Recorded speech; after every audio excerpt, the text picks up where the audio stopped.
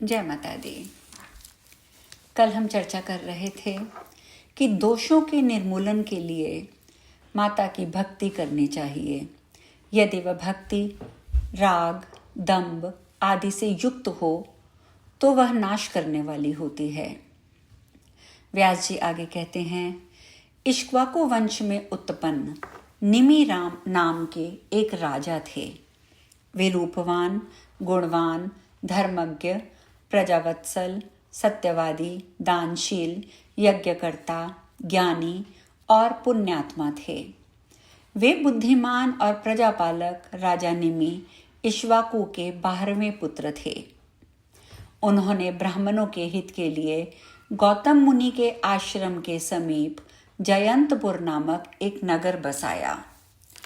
उनके मन में एक बार ये राजसी बुद्धि उत्पन्न हुई कि बहुत समय तक चलने वाले और विपुल दक्षिणा वाले यज्ञ के द्वारा आराधना करूं।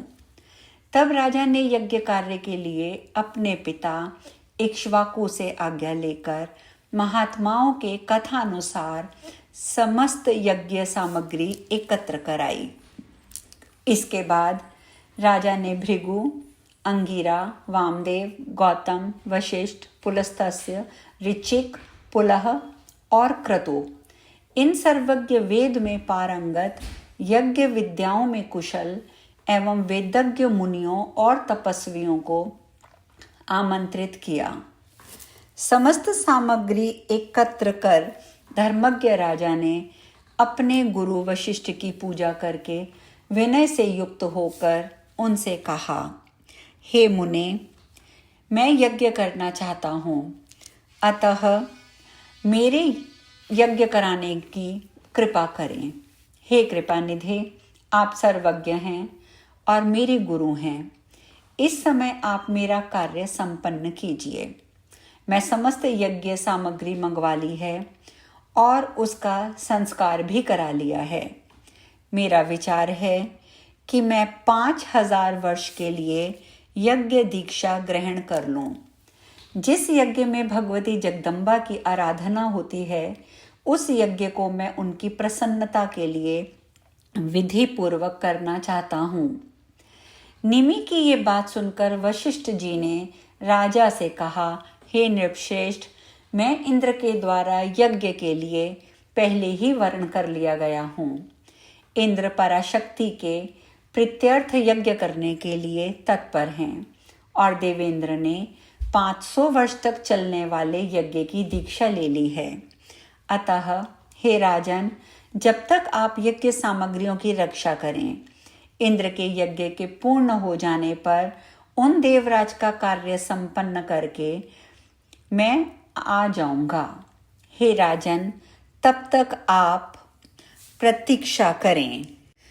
राजा बोले, हे गुरुदेव, मैंने यज्ञ के लिए दूसरे बहुत से मुनियों को निमंत्रित कर दिया है तथा समस्त यज्ञ सामग्रियां भी एकत्रित कर ली हैं। मैं इन सब को इतने समय तक कैसे सुरक्षित रखूंगा? हे ब्राह्मण, आप इक्ष्वाकु वंश के वेदवेत्ता गुरु हैं। आज मेरा कार्य छोड़कर आप अन्यत्र जाने के लिए क्यों उद्यत हैं? हे द्विजश्रेष्ठ, ये आपके लिए उचित नहीं है, जो कि लोभ से व्याकुल चित्त वाले आप मेरा यज्ञ छोड़कर अन्यत्र जा रहे हैं। राजा ने इस प्रकार रोकने पर भी वे गुरु वशिष्ठ इंद्र के यज्ञ में चले गए। राजा ने भी उदास होकर अपना आचार्य बनाकर गौतम ऋषि का पूजन किया। उन्होंने हिमालय के पार्श्व भाग में समुद्र के निकट यज्ञ किया और उस यज्ञ कर्म में ब्राह्मणों को बहुत सी दक्षिणा दी। हे राजन, निमि ने उन 5000 वर्ष वाले यज्ञ की दीक्षा ली और ऋत्विजों को उनके इच्छानुसार धन और गायें प्रदान करके उनकी पूजा की, जिससे वे बहुत प्रसन्न हुए। इंद्र के 500 वर्ष वाले यज्ञ के समाप्त होने पर वशिष्ठ जी राजा के यज्ञ को देखने की इच्छा से आए और आकर वे राजा के दर्शन करने के लिए वहां रुके। उस समय राजा निमि सोए हुए थे और उन्हें गहरी नींद आ गई थी। सेवकों ने उन्हें नहीं जगाया, जिससे वे राजा मुनि के पास न आ सके। तब अपमान के कारण वशिष्ठ जी को क्रोध आ गया। मिलने के लिए निमि के न आने से मुनि श्रेष्ठ कुपित हो उठे। क्रोध के वशीभूत हुए उन मुनि ने राजा को श्राप दे दिया। हे मूर्ख पार्थिव, मेरे द्वारा मना किए जाने पर भी तुम मुझ गुरु का त्याग करके दूसरे को अपना गुरु बनाकर शक्ति के अभिमान में मेरी अवहेलना करके यज्ञ में दीक्षित हो गए हो। उससे तुम विदेह हो जाओगे। हे राजन, तुम्हारा ये शरीर नष्ट हो जाए और तुम विदेह हो जाओ। व्यास जी कहते हैं, उनका ये शाप वचन सुनकर राजा के सेवकों ने शीघ्रता से जाकर राजा को जगाया और उन्हें बताया कि मुनि वशिष्ठ बहुत क्रोधित हो गए हैं। तब उन कुपित मुनि के पास आकर निष्पाप राजा ने मधुर शब्दों में युक्तिपूर्ण और सार गर्भित वचन कहा। हे धर्मज्ञ, इसमें मेरा दोष नहीं है। आप ही लोभ के वशीभूत होकर मेरे बार बार अनुरोध करने पर भी मुझ यजमान को छोड़कर चले गए। हे विप्र प्रवर, हे ब्राह्मण श्रेष्ठ, ब्राह्मण तो सदा संतोष रखता है। धर्म के इस सिद्धांत को जानते हुए भी ऐसा निंदित कर्म करने से आपको लज्जा नहीं आ रही? आप तो साक्षात ब्रह्मा जी के पुत्र और वेद वेदांगों के सर्वश्रेष्ठ ज्ञाता हैं, तो भी आप ब्राह्मण धर्म की अत्यंत कठिन और सूक्ष्म गति को नहीं जानते। अपना दोष मुझ में आरोपित करके आप मुझे व्यर्थ ही शाप देना चाहते हैं। सज्जनों को चाहिए कि क्रोध का त्याग कर दें, क्योंकि यह चांडाल से भी अधिक दूषित है। क्रोध के वशीभूत होकर आपने मुझे व्यर्थ ही शाप दे दिया है। अतः आपकी ये क्रोध युक्त देह आज ही नष्ट हो जाए। इस प्रकार राजा के द्वारा मुनि और मुनि के द्वारा राजा शापित हो गए और दोनों एक दूसरे से शाप पाकर बहुत दुखी हुए। तब वशिष्ठ जी अत्यधिक चिंतातुर होकर ब्रह्मा जी की शरण में गए और उन्होंने राजा के द्वारा प्रदत्त कठिन शाप के विषय में उनसे निवेदन किया।